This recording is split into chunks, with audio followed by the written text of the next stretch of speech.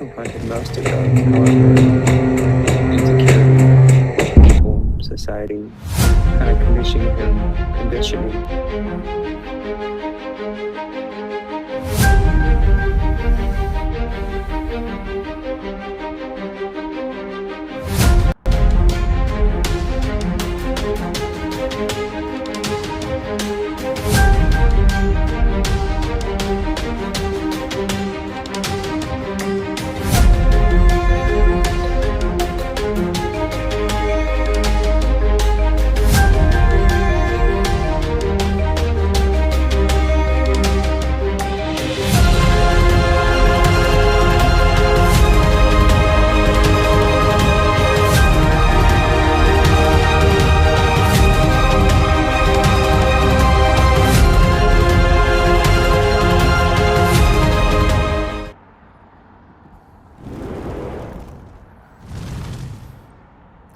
Good morning.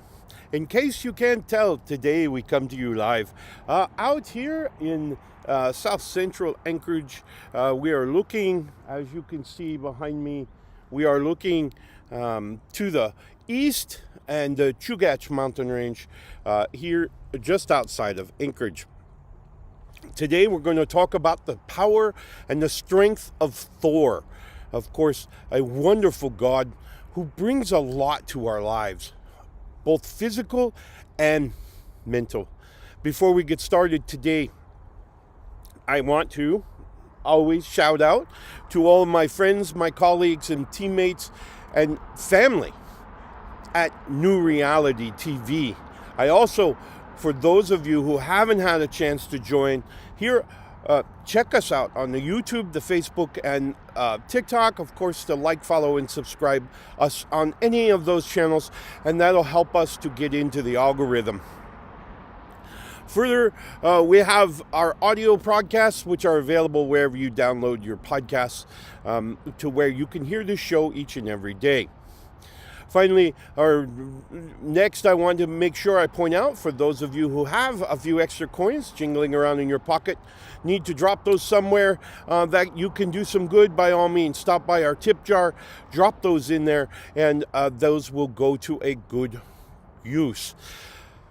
My website, norsewhispers.com, has a plethora of information about me, my mission, my teachings, and many other facts and information that you can use, hopefully, to either obtain or maintain your mental space.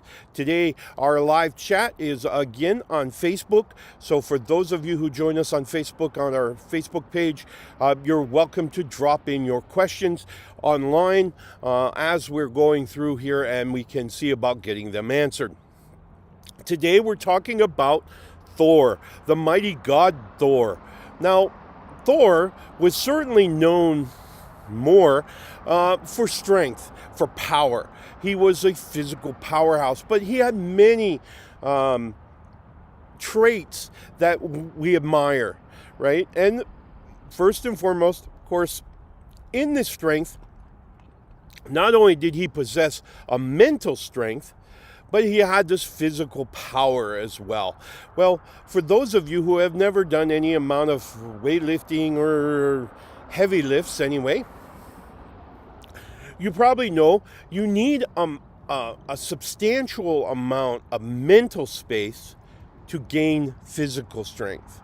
They're kind of part and parcel. They're each required to help each other. So, what is mental strength?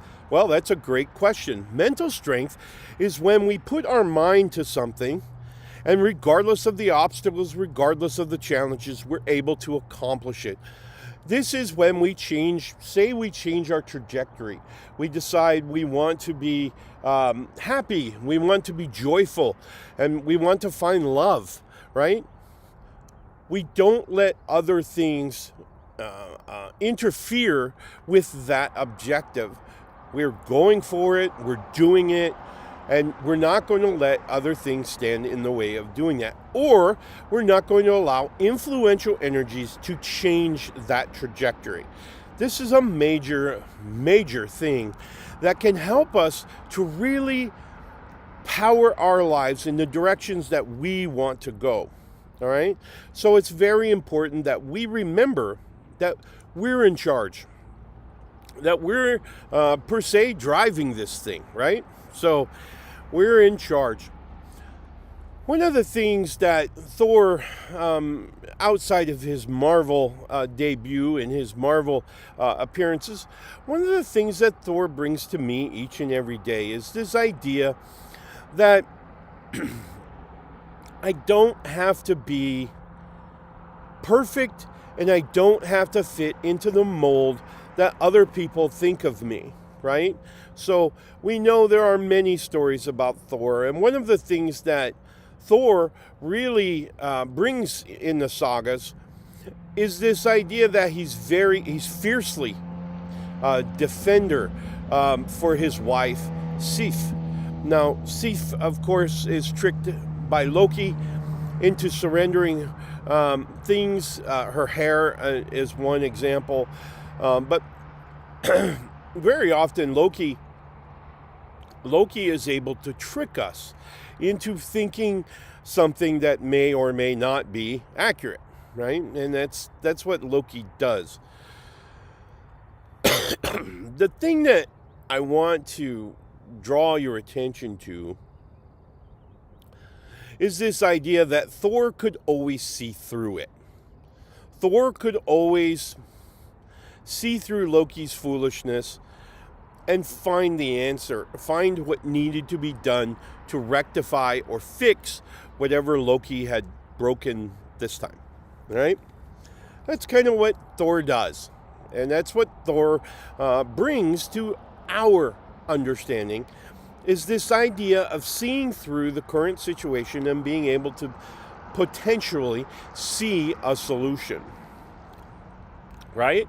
So it's a superpower that Thor had. Now, one of the things that I often hear from people that are struggling, particularly when they've got this major obstacle, this major trauma in their lives, and that they're trying to get through, is the aged answer that says, I can't see a way through. I can't see this, the end result.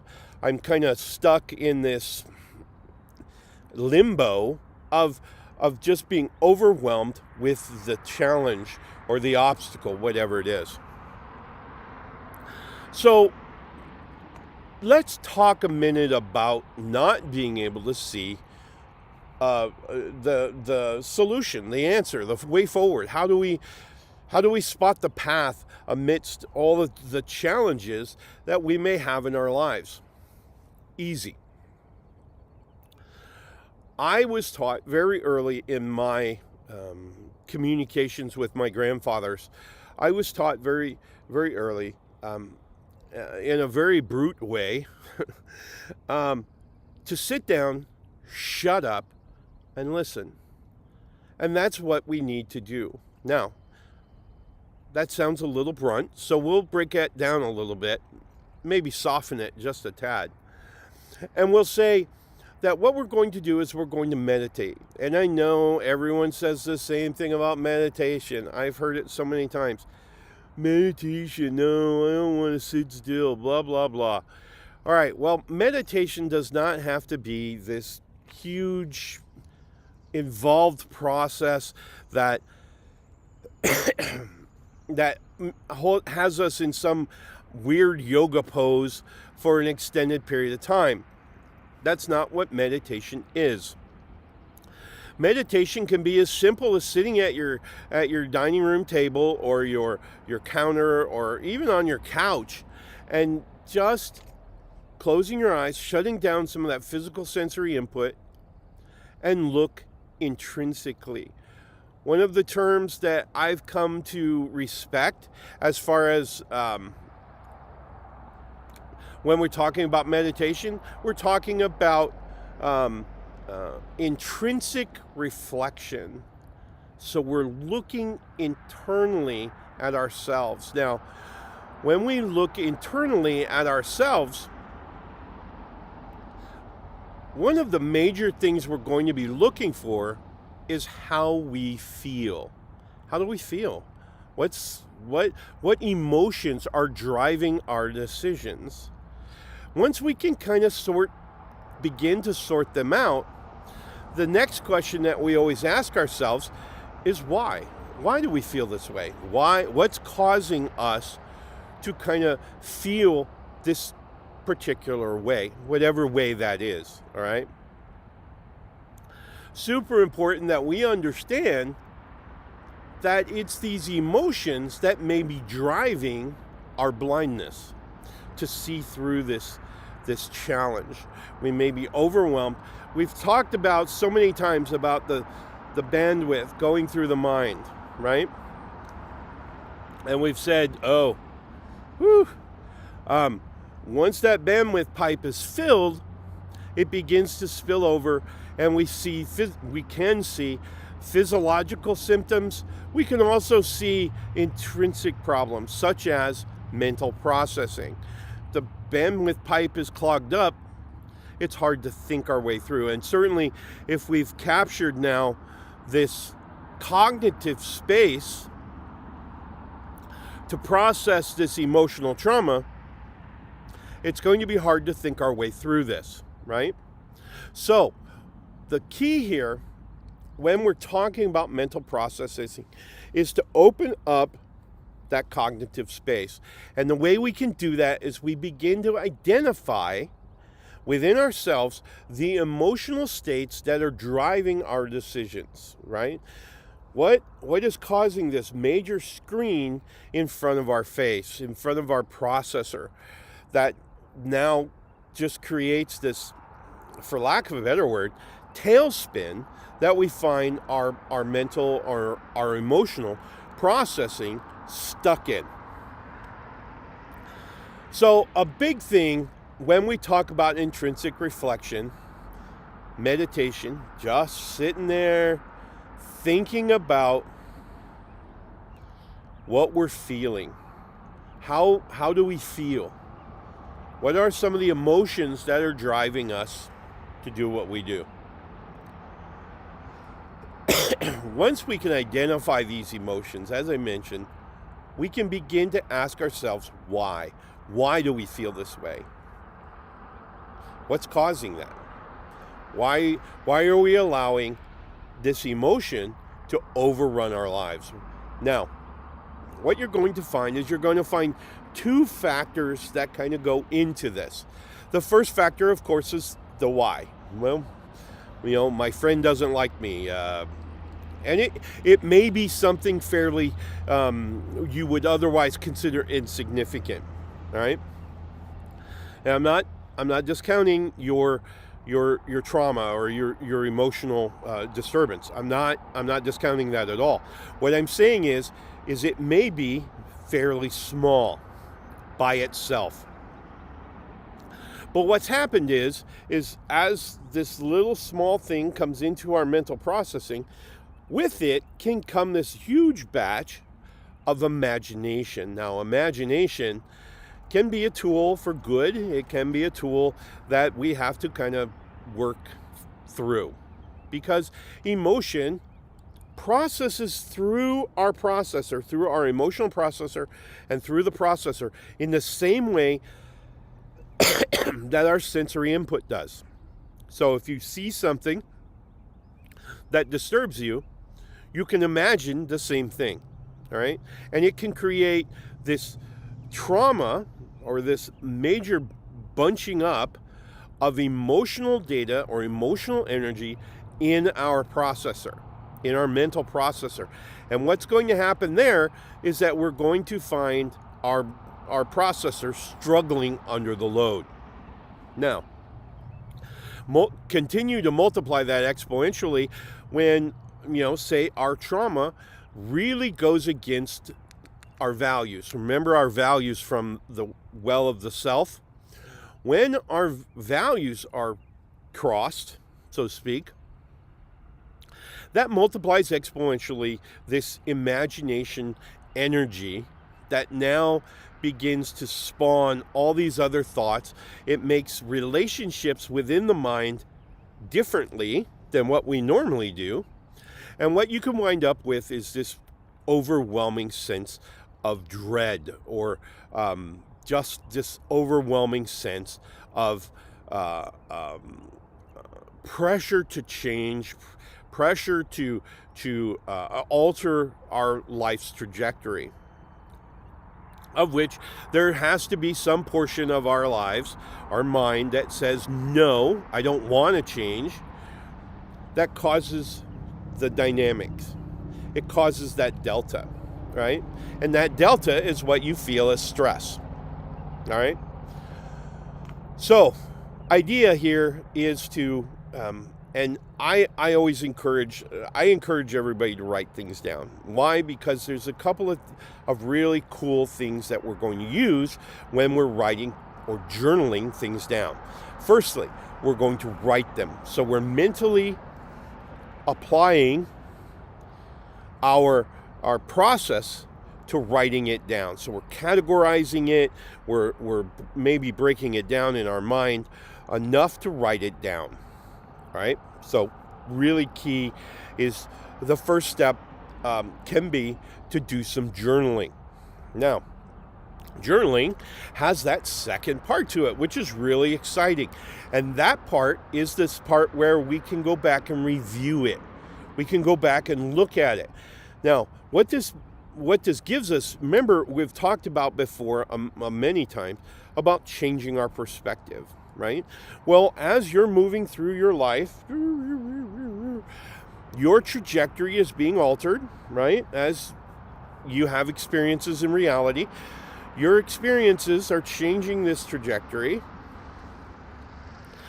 And when you go back and you look at this journal now, your mental place is in a different place. You've changed.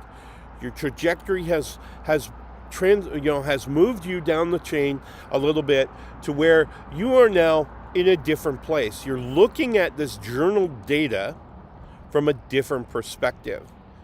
So you're able to see it differently. And that's a real critical piece that can help us to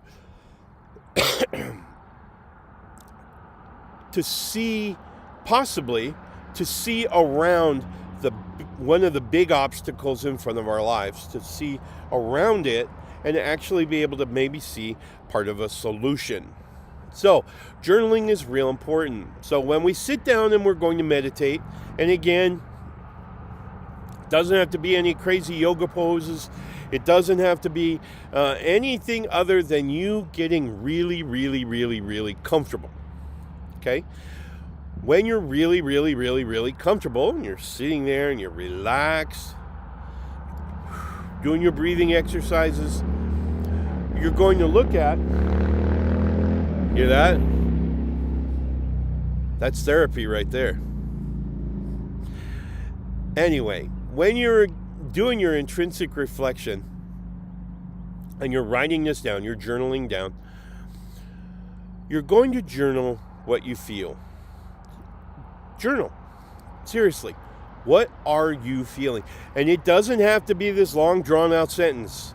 I'm feeling pain. Okay. That's a good one. Why are you feeling pain?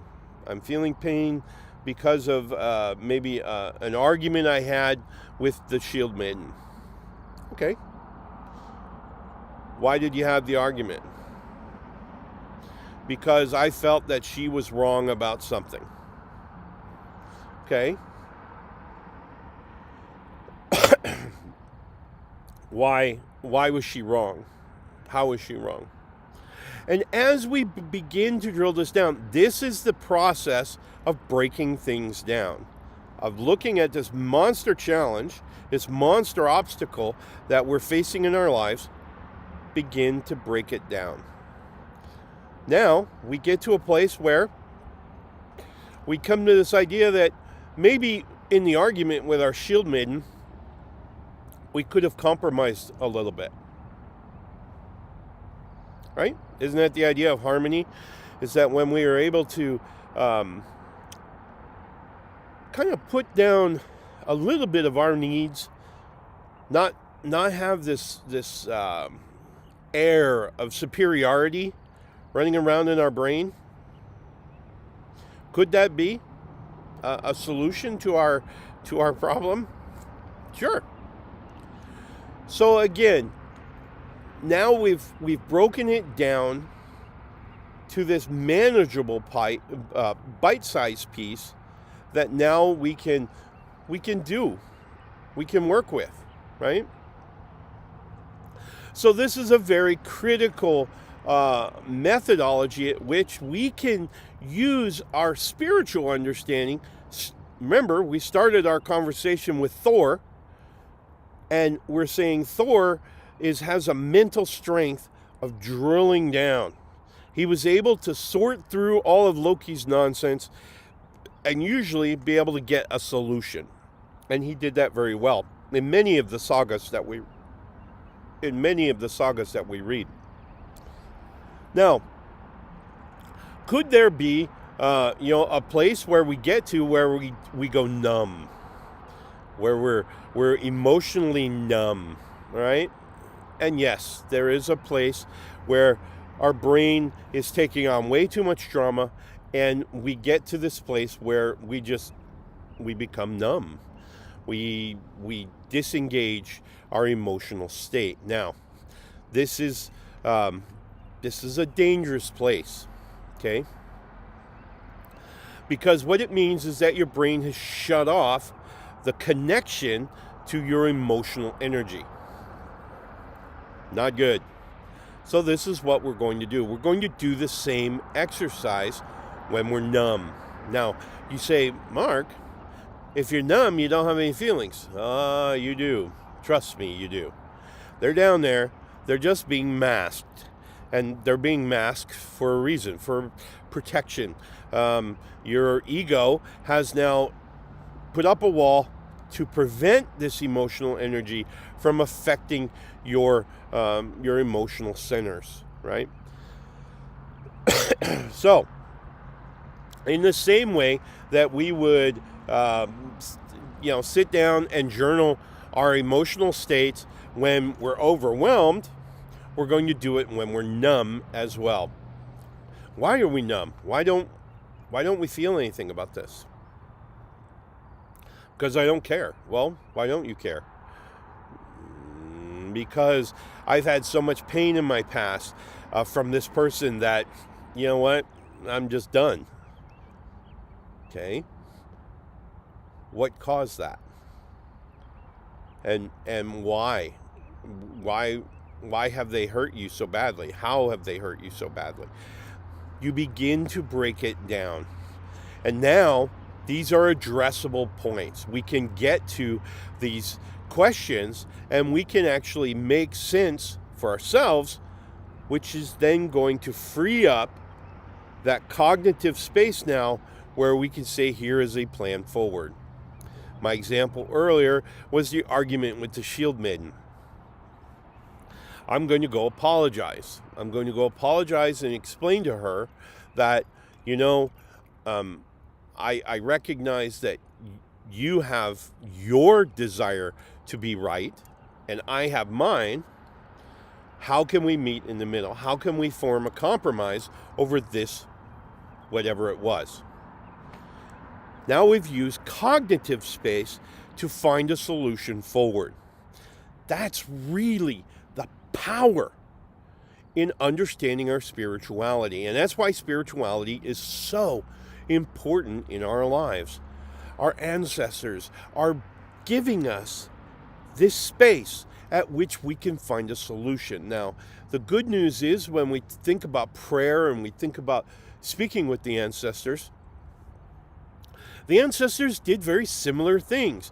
Remember, they may not have had cars and calculators to deal with, but they had an emotional state the same as you. They felt things the same as you. Maybe this argument wasn't over who was driving to dinner. This argument was over who was going to do a chore around the house. Nonetheless, the emotional discrepancies or the emotional differences cause the same dynamic that you're seeing today in modern day, even if they didn't worry about, whose turn it was to put gas in the car, or who was supposed to turn up the heat in the morning, or whatever it is. They may not have that problem, but they had very similar emotional differences that they had to navigate through, and they did, right? So, when we speak to the ancestors, when we call upon them in prayer, we're calling upon them to offer us the emotional experiences that they had during their lives. Does that make sense? I hope it does.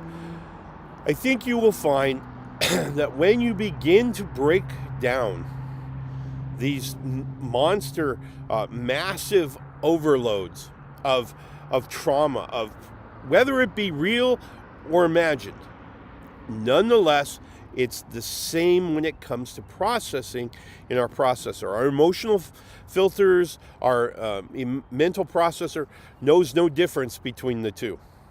Okay, it doesn't know the difference between a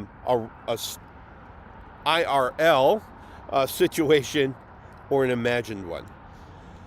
It's up to us to go, I can imagine doing this, right? Now we've quantified it and we've boxed it in, right? So that helps us to recognize the difference between these two energies. But when the processor is actually doing things, the processor sees data. It's just raw data, right? So it doesn't know what part of the process we're actually dealing with, whether it be the live interface part or the imagined part that may come together and join with the real part to make it worse than it really is. Okay? So, meditation is our tool, is our solution, is our answer. To sit down, journal, just write what you're feeling. Hey, I feel pain, I feel anger, I feel frustration, I feel disappointment, I feel love, I feel all these different things. Remember, your emotions and your emotional state is a critical part to you obtaining and maintaining your mental space. Believe it or not, how you feel is what you live, is what you see, is the reality around you that you interpret, right? If we're grumpy, everything else is going to make us grumpy.